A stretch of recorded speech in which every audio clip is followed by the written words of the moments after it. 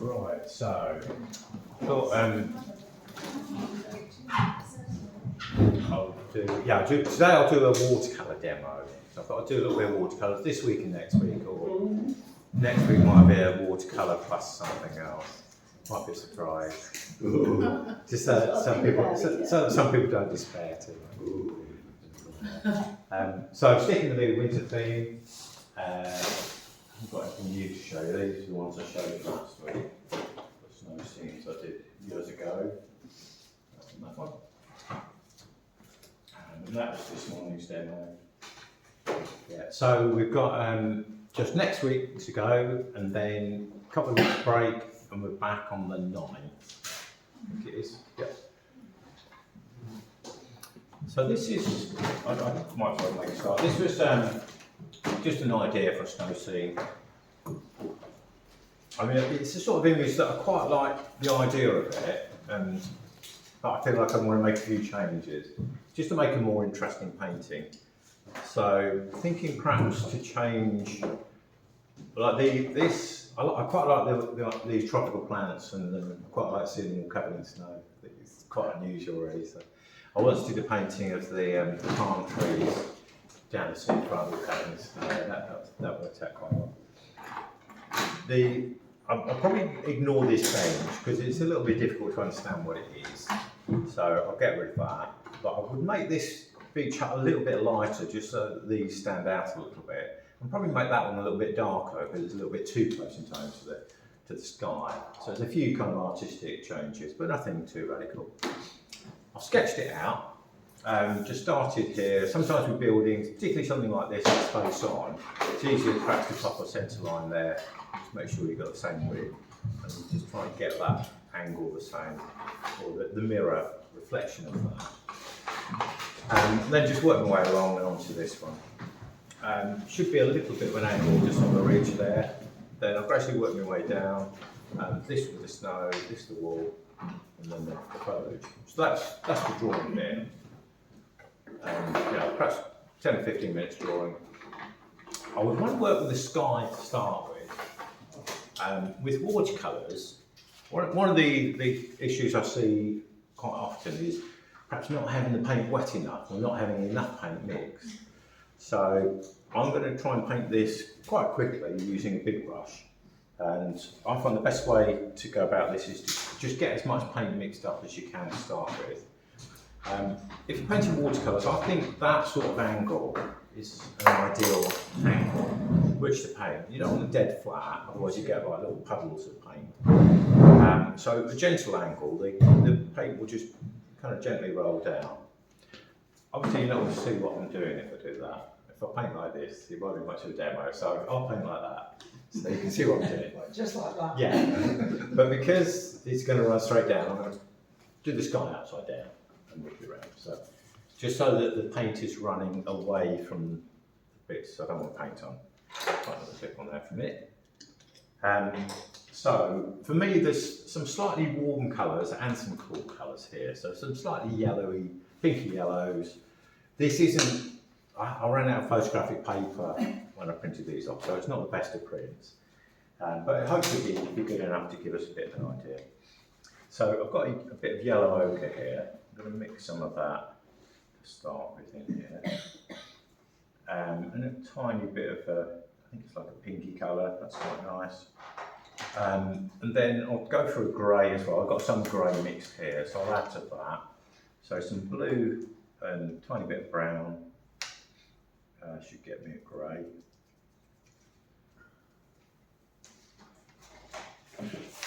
Maybe a tiny bit of red in that as well. It's a bit too much, a bit more blue. So that's colours mixed. Then I'm going to go for a reasonable sized brush. So I should be able to get into those shapes there. If I can't, if this is too clumsy, I'll just use a smaller brush to get around there, and then the bigger brush to get the areas down. But we'll have a go. Let's just start here. So that's coming in here, fairly warm around the horizon.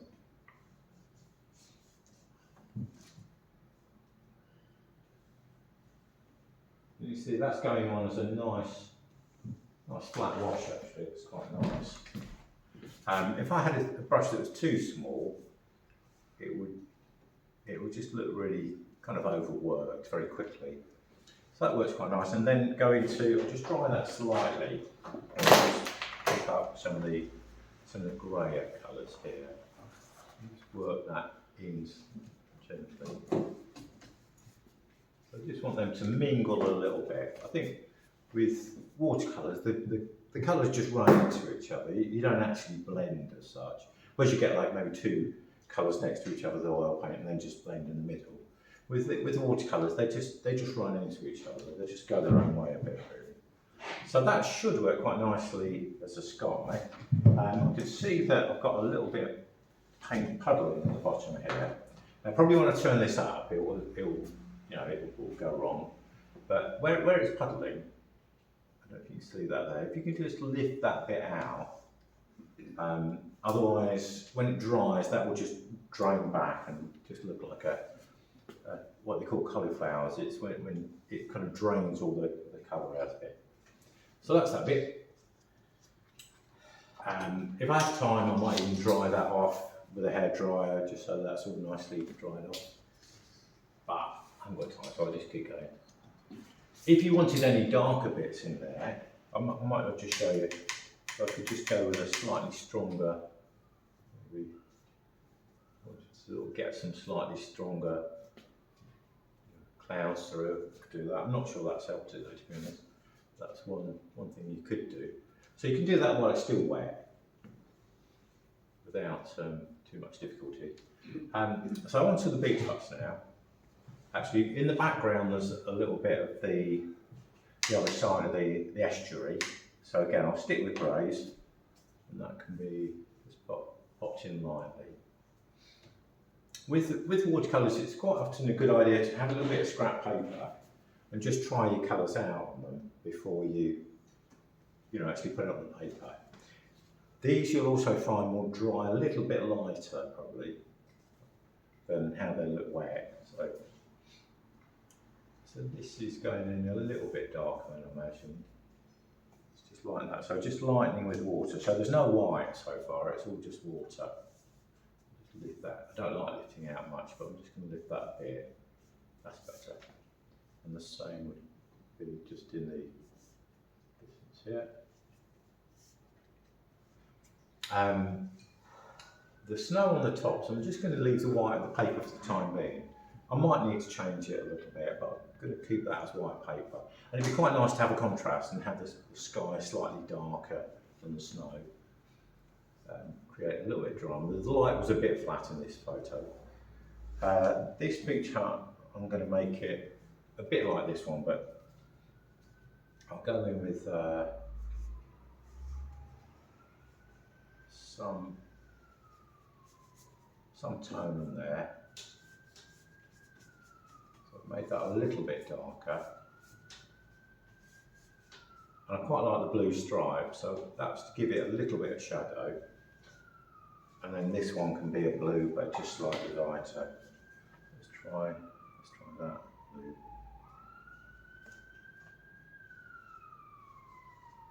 It might be a bit too bright, but we'll pop that on and see.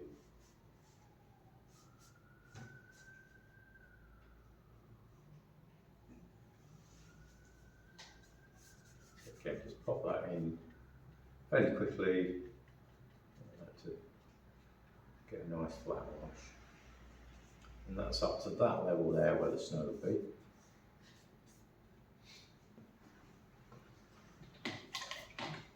The wall colour is a browny grey. I'll just again add to the mix I've got blue and brown to get that. So going a little bit darker,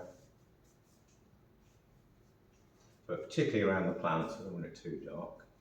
And that's where the snow is going to be, down to there.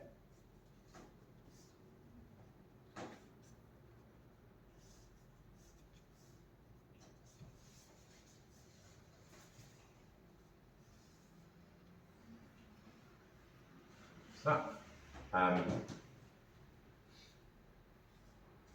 should be, let me go up a tiny bit there. I've forgotten my, my watercolour brushes somewhere. So that can be that bit. I think, yeah, a little bit of colour on the snowy areas. So to me, there's warm and cool colours there. So I'll go back to the sky colour, but I don't want it too bright. So a little bit of warmth there and there. It's just to kind of break it up a little bit, and then I'll go in with a cooler colour as well. Just a sort of suggestion of a little bit of shadow on the snow. Once that's dry, I could maybe put a few footprints and things like that. And then this plant here, well actually the beach I'll put some shadows under here now. And maybe a couple of stripes.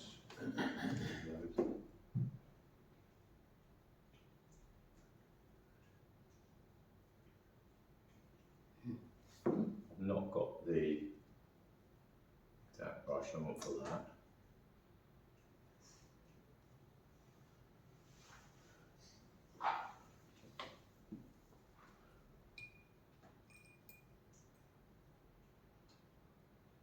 Yeah, whoops, gone over that one.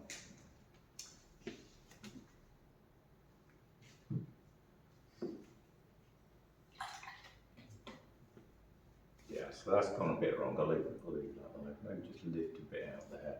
I'll let that dry and maybe go over those. Ideally, what's to dry again, and then try and put these nice sharp foliage plants in.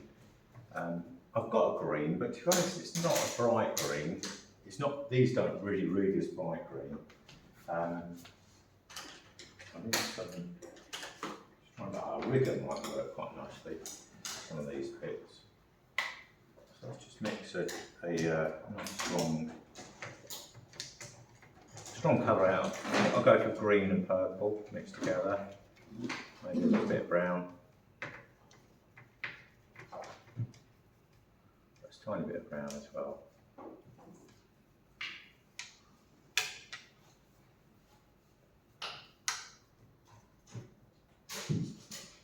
Yeah, so these, you know, ideally I want to get this in one hit. So the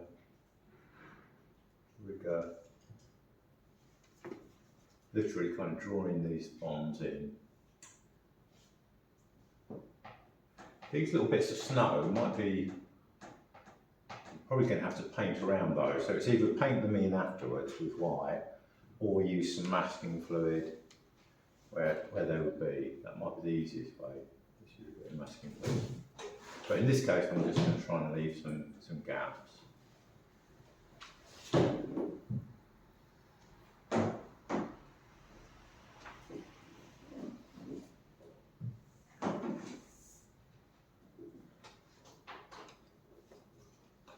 Coming down.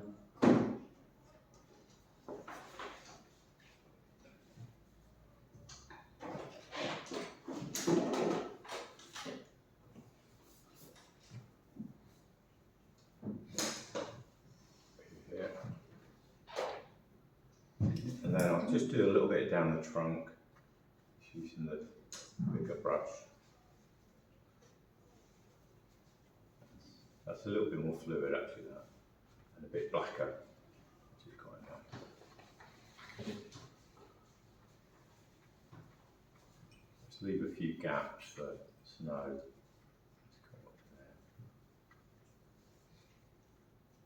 And then just a few here.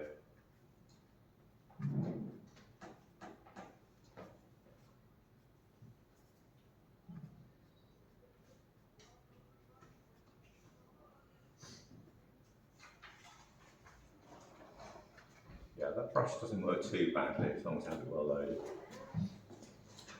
A little bit there.